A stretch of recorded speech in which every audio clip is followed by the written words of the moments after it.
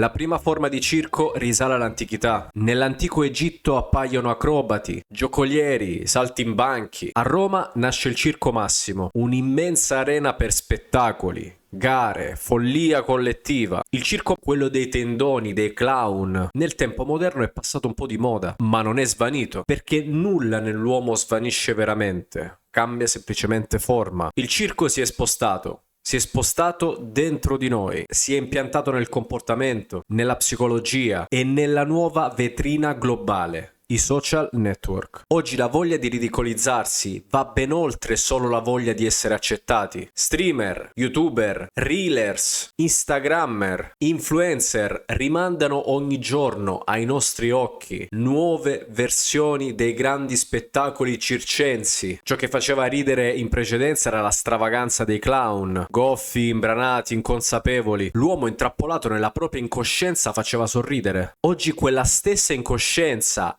amplificata non solo fa sorridere, ma viene premiata. L'ignoranza nei social network emerge, viene amplificata e ottimizzata dall'algoritmo, perché l'ignoranza fa engagement e l'engagement è la nuova moneta del circo. Questo è il circo contemporaneo, non più confinato in uno spazio fisico ma virtuale, un grande spettacolo globale, perché chi provoca più reazioni, più viene premiato. Le emozioni che creano maggiore engagement sono sempre le stesse da migliaia di anni: la risata, l'odio, lo stupore e l'istinto sessuale. Sono le 4 leve più antiche del nostro sistema emozionale e l'uomo ogni giorno assiste a uno spettacolo circense che inghiotte la sua attenzione e gli somministra la sua dose quotidiana di scosse emotive. La televisione ormai è un palcoscenico secondario. Quello che un tempo erano battibecchi circensi negli show televisivi oggi è diventato pagliaccerismo privato. Chiunque può permettersi di mettersi in ridicolo per attrarre l'attenzione.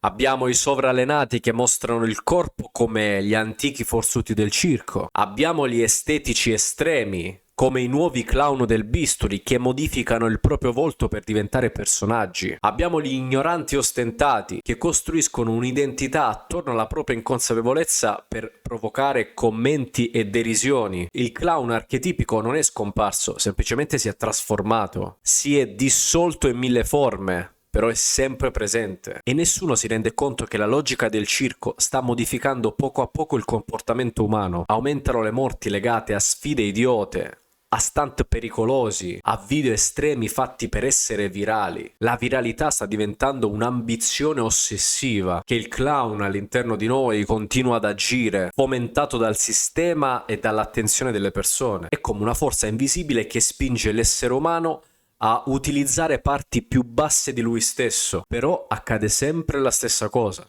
Quando il sipario cala, quando la coscienza interiore chiama, molti di questi personaggi, che hanno amplificato per anni il lato più istintivo e ridicolo di sé, entrano in crisi, ansia, depressione, vuoto, apatia, mancanza di obiettivi, uno squilibrio interiore che si manifesta, perché nessuno può recitare la parte del clown senza poi pagarne un prezzo finale. Nel circo moderno rientrano anche le OnlyFanser e chi cerca successo attraverso l'esposizione sessuale. Sono performer che toccano gli istinti più profondi dell'uomo, manipolano questi istinti per un successo personale, un riconoscimento esteriore che condizionerà la loro vita pubblica e privata per sempre. Condiziona anche le persone che le stanno attorno. È sempre lo stesso meccanismo: provocare la parte più antica del cervello per essere visti. Tutto è cambiato, ma niente è cambiato. Il clown c'è ancora, il circo c'è ancora, solo che non è più sotto il tendone ma è dentro i nostri schermi, dentro la nostra mente, dentro la nostra società. Però la domanda vera è questa: sappiamo ancora riconoscere quando stiamo diventando parte del circo? Oppure applaudiamo e apprezziamo questi spettacoli senza renderci conto che forse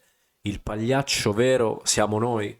Tu che permetti ai nani e ai giganti di essere ugualmente felici, dacci ancora la forza di far ridere gli uomini, di sopportare serenamente le loro assordanti risate e lascia pure che essi ci credano felici.